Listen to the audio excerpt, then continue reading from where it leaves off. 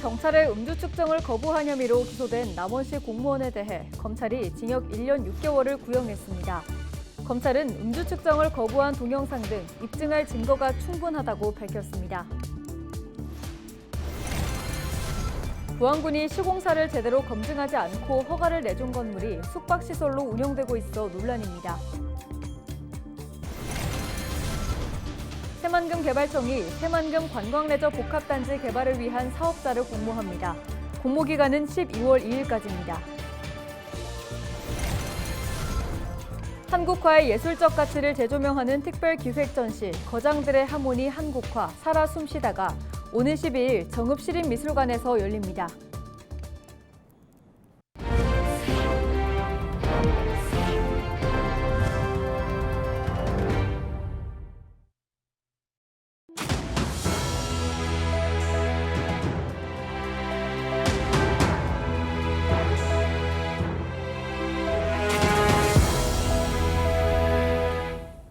시청자 여러분 안녕하십니까? 헬로티비 전북뉴스입니다. 지역 관광지마다 풀빌라와 펜션 등 다양한 형식의 숙박시설이 들어서고 있습니다. 숙박시설은 자격을 갖춘 시공사가 건설을 해야 하지만 부안군이 이를 검증하지 않고 허가를 내줘 문제가 되고 있습니다. 이나라 기자입니다. 부안 변산해수욕장 인근 한 풀빌라입니다. 직원들이 세탁물을 나르는 등 영업 준비에 한창입니다. 해당 풀빌라 같은 숙박시설은 시공사의 종합건설 면허 보유가 필수입니다. 그런데 자격을 갖추지 않았는데도 착공 허가가 난 것으로 드러났습니다. 이에 대해 부안군은 직원 실수였다고 말합니다. 군에서 이제 시공사 계약서가 있었어야 하는데 그걸 없이 넘어갔던 거죠. 그때 당시 담당자가 착각을 한 것 같아요. 그걸 이제 실수를 했었던 것 같아요. 숙박시설을 준공 옮겨가니까 단독주택으로 간 거고. 이를 바로잡기 위해서는 허가를 취소해야 하지만 부안군은 해당 시설을 주택으로 준공 허가했습니다. 즉 해당 건물은 애초에 주택으로 사용돼야 하는 겁니다. 그런데 건축주가 주택을 숙박시설로 용도 변경하면서 결국 문제없이 영업할 수 있게 됐습니다. 그리고 이를 허가해준 부안군은 앞서 실수는 했지만 용도 변경은 요건을 갖췄고 절차에 맞게 진행했다고 주장합니다. 전문가들은 이 과정에서 건축주는 건설비를 아꼈을 것이라고 입을 모읍니다. 추정 절감 비용만 수억 원으로 종합건설 면허를 갖추지 않은 업체를 통해 보다 저렴하게 시설을 지었을 것이라는 겁니다. 또 이 같은 행정 처리가 편법을 만들어내 문제라고 지적합니다. 숙박시설의 경우 반드시 건설업 등록을 한 업체가 시공해야 합니다. 이는 안전을 확보하기 위한 중요한 규정입니다. 행정기관이 이러한 법규를 위반하여 허가를 내준 경우 원칙적으로 그 허가를 취소해야 합니다. 이후 이루어진 편법적인 일련의 허가의 위법성을 철저히 조사해서 법령을 따르지 않은 허술한 행정이 편법 건축물을 용인해줘 빈축을 사고 있습니다. 헬로티비 뉴스 이나라입니다. 경찰의 음주 측정을 거부한 혐의로 기소된 남원시 공무원에 대해 검찰이 징역 1년 6개월을 구형했습니다. 전주지법 남원지원 형사 제1단독 심리로 열린 결심 공판에서 검찰은 음주 측정을 거부한 동영상 등 입증할 증거가 충분하다며 징역 1년 6개월을 구형한다고 밝혔습니다. 이에 대해 피고인 측은 공소 사실을 인정하고 선처를 호소한 것으로 알려졌습니다. 해당 공무원은 지난 5월 31일 새벽 1시쯤 광주 대구 고속도로 하행선에서 경찰의 음주 측정을 거부한 혐의를 받고 있습니다. 새만금 개발청이 새만금 관광레저 복합단지 개발을 위한 사업자를 공모합니다. 공모 기간은 12월 2일까지며 새만금청은 사업 추진 능력과 재무 계획을 중점을 두고 평가한다는 방침입니다. 공모에 선정되면 12개월 내에 협상을 마쳐야 합니다. 한국화의 예술적 가치를 재조명하는 특별기획 전시 거장들의 하모니 한국화 살아 숨쉬다가 오는 12일 정읍시립미술관에서 열립니다. 전시회에서는 이상범과 변관식, 김은호 등 근대 화단을 대표하는 거장 14명의 작품을 선보입니다. 또 관람객이 전통 회화의 미학을 친근하게 체험할 수 있는 공생공존과 내가 그린 산수 프로그램도 제공됩니다. 농촌 지역에서는 매년 잊을만 하면 농기계 사고 소식이 들려옵니다. 특히 경운기 사고의 비율이 높은데요. 큰 인명피해로 이어지는 경우도 많아서 각별한 주의가 필요합니다. 서희동 기자입니다.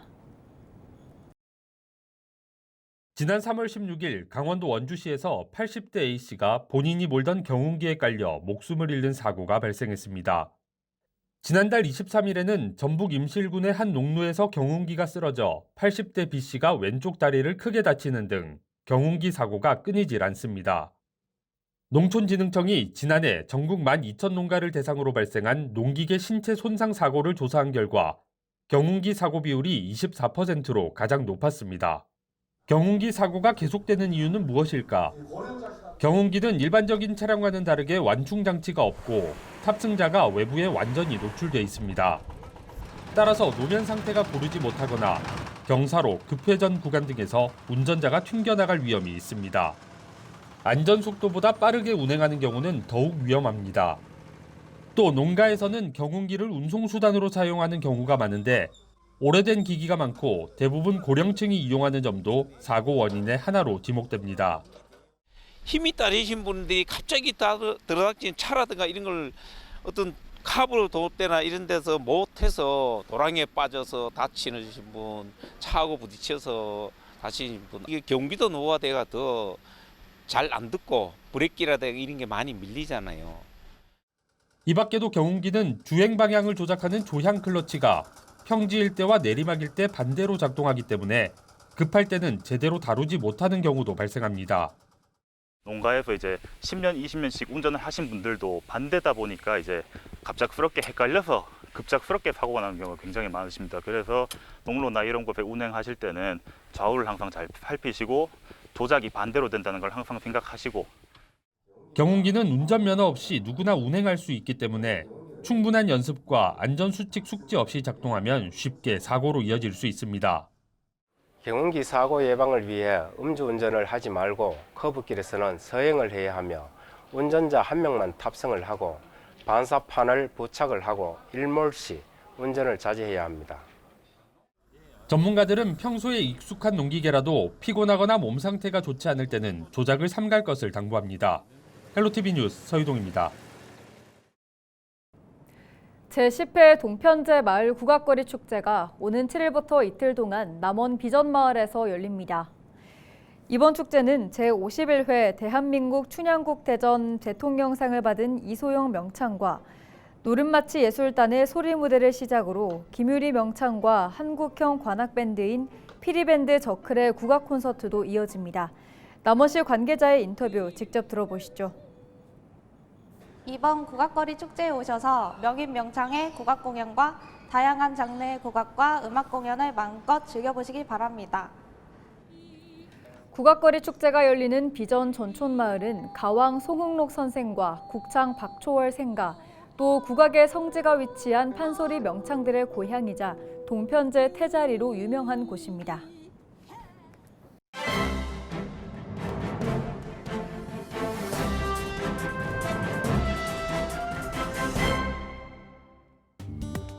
신문브리핑 전북 도민일보 기사입니다. 지난해 새만금 잼버리 대회 파행으로 예산난을 겪었던 전북특별자치도가 올해는 촘촘한 예산 전략을 수립함에 따라 그 결과가 주목되고 있습니다. 22대 첫 정기국회 시작과 함께 전북의 국가예산 확보전은 크게 3가지 방향에서 진행되고 또 시스템도 바뀌었다고 하는데요. 과거 전북이 주도하고 정치권 인사들의 개인기에 의존했던 예산 확보전이 올해는 김관영 도지사와 14개 시군단체장 협력체제 구축이 눈에 띄고 있습니다. 또한 전북 지역구 의원 중심의 정치권 예산전이 올해에는 민주당, 국민의힘 중앙당이 그 힘을 더하는 형태로 발전했다고 하는데요.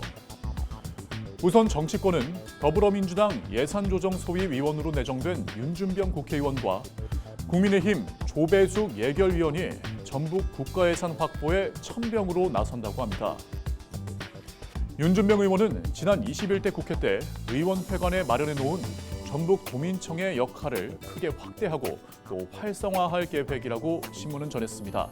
지금까지 신문브리핑이었습니다.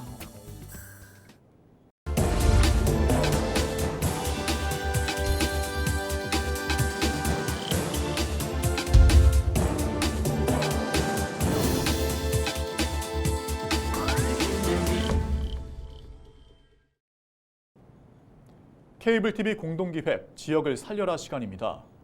농촌 지역 교통 환경이 열악한 건 어제 오늘 일이 아닙니다. 면적이 넓고 농촌의 인구가 산발적으로 분포돼 있는 파주시도 고민하고 있던 부분인데요. 6년 전부터 운영한 천원택시가 인기를 끌면서 해법을 제시해주고 있습니다.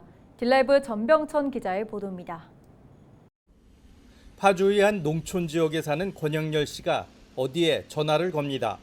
낙하리 경로당인데요. 문산역이요. 전화를 건 지 5분도 채 안 돼 택시가 들어옵니다.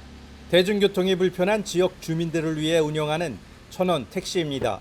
버스를 기다리다 보면 버스가 너무 시간이 맞지 않고 오래 걸립니다. 그래서 또 저렴한 가격에 이 1,000원짜리 택시가 생김으로 해서 참 편리하게 이용을 많이 하고. 파주에서 천원 택시가 도입된 건 지난 2019년 4월.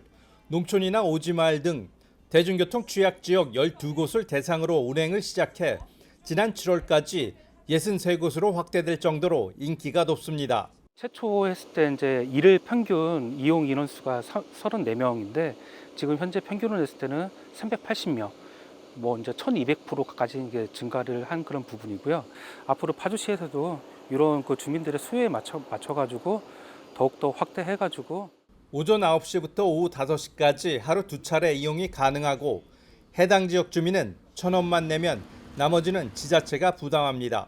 택시업계도 승객 이용이 적은 시간대에 운행돼 반기는 분위기입니다. 저희가 이제 출근 시간이 지나면 손님이 이제 약간 저조합니다. 그 이후에 이제 약간 이제 이런 동떨어진 마을 같은 경우는 이제 어르신들이 시내 나가기 불편하시잖아요. 그때 이용을 많이 해주시기 때문에 저희한테 이제 매출에 큰 도움이 되고 있습니다. 교통 소외 지역 시민들이 발휘되고 있는 천원 택시. 파주시는 용역을 통해 교통 사각지대 마을 발굴을 더욱 확대한다는 계획입니다. 딜라이브 뉴스 전병천입니다.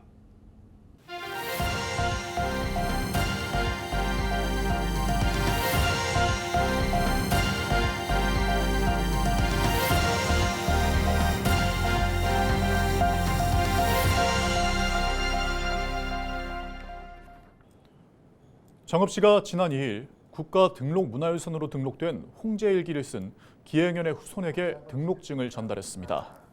홍제일기는 유생 기행현이 1866년부터 45년 동안 기록한 일기로 동학 농민혁명의 시작을 알린 백산대회와 물가변동, 가뭄 등 당시의 시대상을 엿볼 수 있는 중요한 사료로 평가받고 있습니다. 정읍시 관계자의 설명 직접 들어보시죠. 홍제일기 후 국가등록문화유산 지정은 정읍 후 역사적 가치를 널리 알리는 계기가 될 것입니다.